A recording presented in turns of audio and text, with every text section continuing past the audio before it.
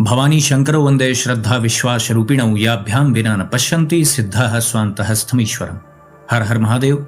हार्दिक स्वागत करता हूं आप सभी भगवत प्रेमी दर्शकों का आपके अपने ही YouTube चैनल जगत पिता शिव में।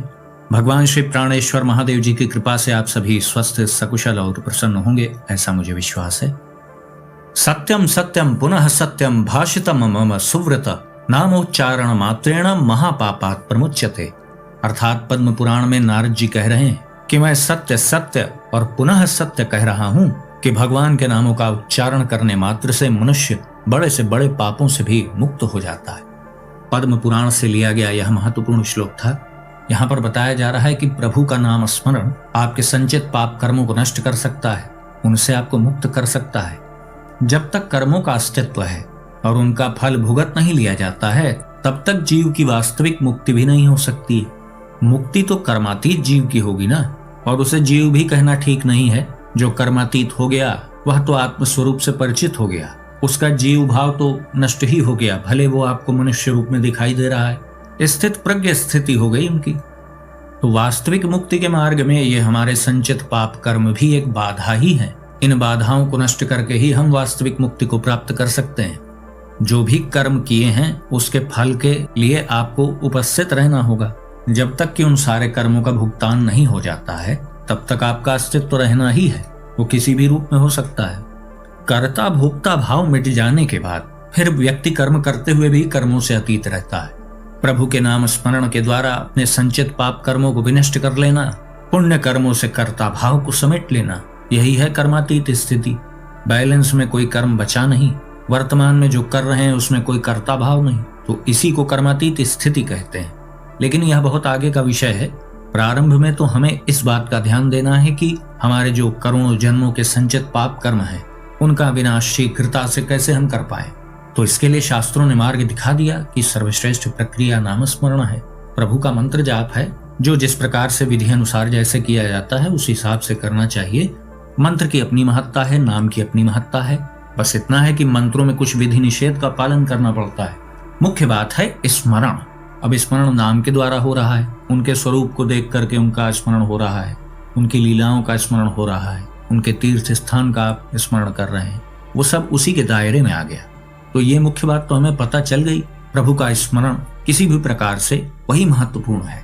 और प्रभु के स्मरण की विविध प्रकार की विधियां भी बताई गई हैं शास्त्रों में। हर विधि आपके लिए सुलभ है, लेकिन बस इतना अवश्य है कि जिस मार्ग पे आप चलेंगे उस मार्ग के अनुसार विधियों का पालन आपको करना पड़ेगा। हर मार्ग वहीं जाता है। सभी नदियां समुद्र में मिलती हैं ना, विभिन्न दिशाओं से जाकर के मिलती हैं, लेकिन मिलती समुद्र में ही है। अंतिम गंतव्य उनका समुद्र ही है। उसी प्रकार से प्रभु के स्मरण की जो विविध प्रकार की विधियां हैं, अलग अलग साधक अलग अलग प्रकार से सब प्रयोग करते हैं, तो उन सब का लक्ष्य वही है। बस इतना है कि सबकी रुचि अलग अलग साधनों में होती है। अब कोई ऐसा भी साधक है जो प्रभु की प्रत्यक्ष सेवा बहुत करता है, बड़ी रुचि से करता है, जैसे साक्षात बस प्रभु ही बैठे हैं उसके लिए, ऐसा भाव रहता है उसका। बहुत विरले ऐसे भक्त होते हैं। तो उसकी साधना का वही प्रकार है और प्रभु उसका प्रतिफल उसको देंगे। कोई निरंतर नाम जाप में ध्यान देता है, कोई मंत्र जाप में बहुत रुचि रखता है, किसी को ध्यानस्थ मुद्रा में जाप करने का अभ्यास होता है। तो विविध प्रकार से लोग प्रभु का स्मरण करते हैं। बस इतनी सी बात है कि यह निरंतर होना चाहिए, या अधिक से अधिक का प्रयास करें। प्रभु का चिंतन, अधिक से अधिक नाम स्मरण संचित पाप कर्मों का विनाश करता है। इसलिए यह जितना अधिक आप करेंगे वो आपके लिए ही उत्तर उत्तर प्रगति में लाभप्रद होगा। साधना का स्तर इसी प्रकार से बढ़ता है। आपकी कितनी तत्परता है, आप कितना समर्पित है। लाभ तो औपचारिकतावश करने वालों को भी होता है, निश्चित रूप से होता है, लेकिन जो सर्वोच्च लाभ है, आत्मस्वरूप की उपलब्धि, बंधनों का ज्ञान हो जाना, हमारा वास्तविक स्वरूप क्या है, आत्मा जीव भाव को कैसे प्राप्त हो गई। भौतिक वस्तुओं के प्रति आसक्ति अभी भी है, तो अभी वो स्तर नहीं आया। अभी आप प्रयासरत हो सकते हैं, लेकिन जब तक आसक्ति भौतिक वस्तुओं के प्रति है, तब तक अभी वो स्थिति आई नहीं। स्थित प्रज्ञ व्यक्ति जो होता है, उसके पंख तो निकल नहीं आते, वो कोई अलग नहीं होता है। बस उसका अंदर से चिंतन परिवर्तित हो जाता है। फिर अंदर से कोई संकल्प नहीं उठता है ना। अनुकूलता है तो भी ठीक है, प्रतिकूलता है तो भी ठीक है, मतलब अपनी ओर से कोई प्रतिकार नहीं है, ये स्थिति होती है। अब इसका यह अर्थ भी नहीं कि वह मूर्ख है ना। परिस्थिति के अनुसार बर्ताव करने का विवेक उसके पास अवश्य रहता है। भगवान श्री कृष्ण जी से बड़ा उपदेशक कौन है? जगत गुरु की उपाधि है उनके पास। तो वो भी क्या महाभारत के युद्ध में स्वयं प्रभु थे? तो क्या वो युद्ध करने से पीछे हटने के लिए कह रहे थे? मतलब मूल बात यह है कि कोई आत्मान्वेषी है, अपने इष्ट की भक्ति के मार्ग पे चल रहा है, तो उस कार्य को करते हुए भी आप अपने भौतिक जीवन के प्रति भी सजग रहें। अब पांडवों में सभी तो विद्वान थे, तो सब चले जाते, जंगल में ही थे, वहीं रहते अपना आराम से, क्यों आ गए राज्य लेने के लिए, है ना? तो इसका यह मतलब नहीं होता है कि आप ईश्वर के प्रति समर्पित हैं तो आप अपने गृहस्थ जीवन पर ध्यान न दें, आप धनार्जन करना ही बंद कर दें, आप कह दें मैं तो बहुत बड़ा भक्त हूँ इसलिए मैं धन क्यों कमाऊं। तो इससे नियमों में, समाज में हर जगह विकृति व्याप्त हो जाएगी। इसीलिए नियमों के पालन का विधान है। भौतिक जगत में ही विधान बने हुए हैं, है ना? हर बात में नियम कानून बने हैं। तो उसी प्रकार से आध्यात्मिक जगत में भी कुछ विधियां हैं, उसके अनुसार ही आप आगे बढ़ेंगे तो उत्तरोत्तर प्रगति होगी। अब जो वीडियो का मूल विषय है कि शिव भक्ति से जीव की मुक्ति, तो यहाँ पर यह प्रश्न उठता है कि मुक्ति चाहिए किसे? कौन इस बात में रुचि रखता है? वही रुचि लेगा प्रभु कृपा से जिसको सद्बुद्धि है, जो इस भौतिक जगत के पीछे की वास्तविकता को जानता है तत्वतः, तो वह भ्रमित नहीं होता है।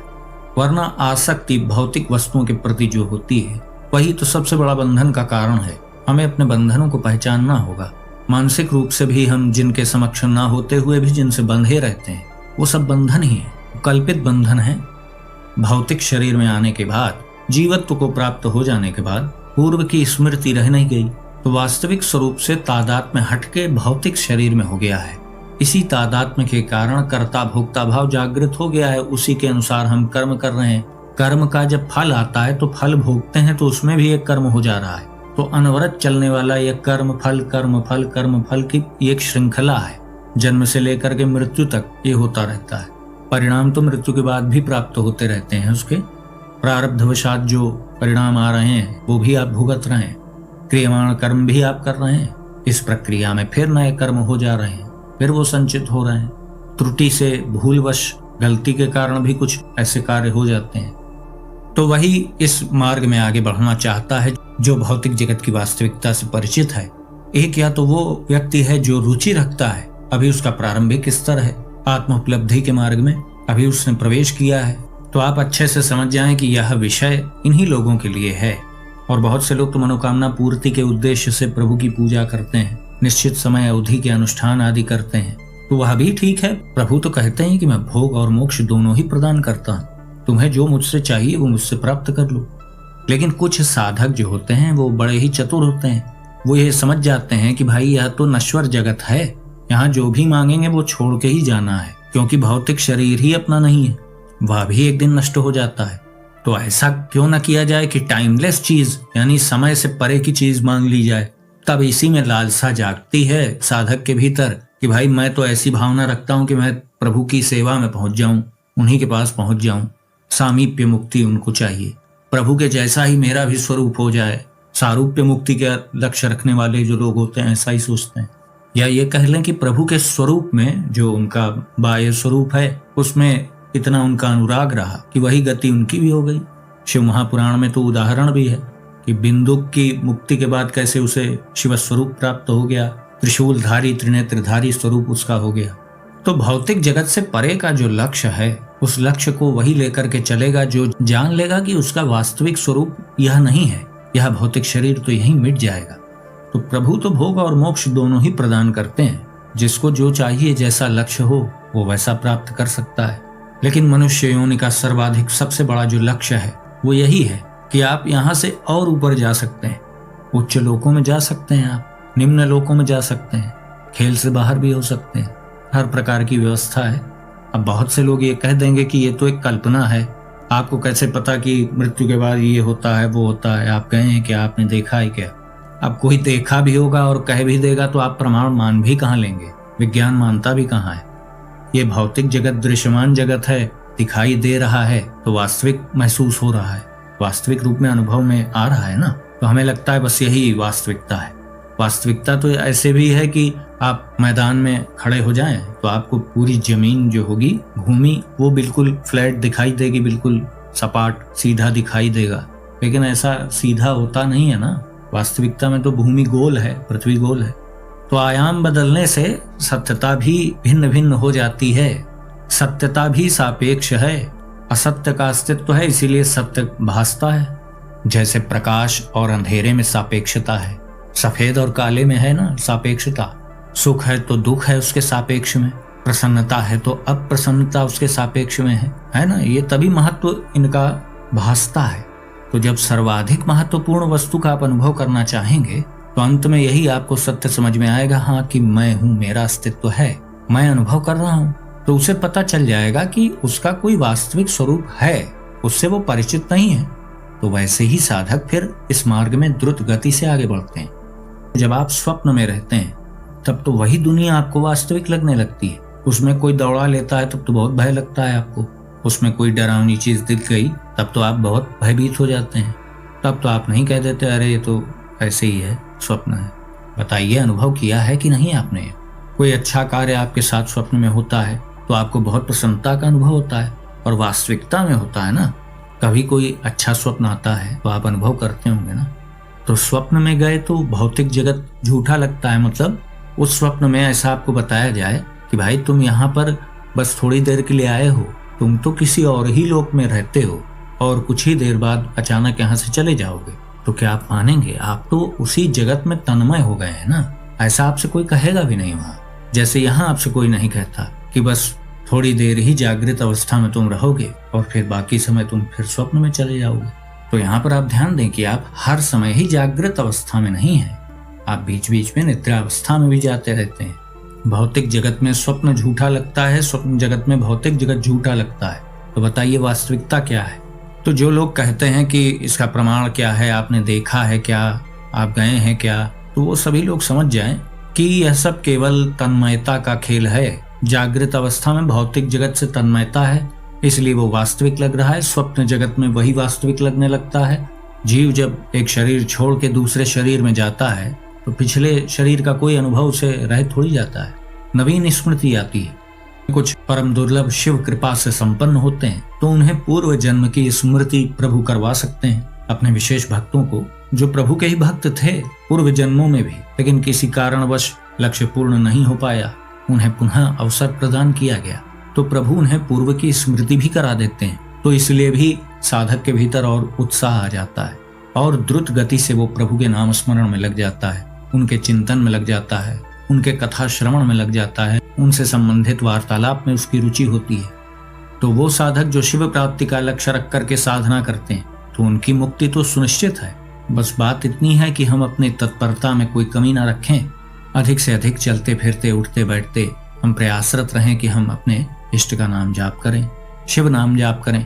भगवान शिव के पंचाक्षरी मंत्र का जाप आप कर सकते हैं। इसी प्रकार से जो प्रभु के आपको प्रिय स्तोत्र कंठस्थ हों, जिन स्तोत्रों का आप शुद्ध पाठ कर सकते हैं, उनका पाठ आप पूजा स्थल पर अपने कर सकते हैं या आप शिवालय में जाकर के भी कर सकते हैं। प्रतिदिन जलाभिषेक करें। शिव नाम जाप तो संचित पाप कर्मों का शीघ्रता से विनाश करता है, जिससे आपकी साधना का स्तर शीघ्रता से ऊपर उठता जाता है। बस आप अपनी ओर से तत्परता में कोई कमी ना रखें, पूर्ण समर्पण भाव के साथ अपने इष्ट का नाम जाप करें, मन कर्म वचन से अपने इष्ट के प्रति समर्पित रहें। तो आज का वीडियो हम यहीं समाप्त करते हैं। आशा करता हूं जो भी जानकारी आपको दी गई वो आपको अच्छी लगी होगी। यदि वीडियो आपको पसंद आया तो इसे लाइक करें, अपने मित्रों बंधु बांधवों के साथ शेयर करें। यदि इस चैनल पर आप पहली बार आए हैं तो कृपया इस चैनल को सब्सक्राइब करें। तो भगवान श्री धूम्रेश्वर महादेव जी से मैं ऐसी प्रार्थना करता हूं कि वो आप सभी को सदा सुखी, स्वस्थ और ऊर्जावान बनाए रखें। मिलते हैं अगले वीडियो में एक नई जानकारी के साथ। तब तक के लिए आप सभी भगवत प्रेमी भक्तों को हर हर महादेव।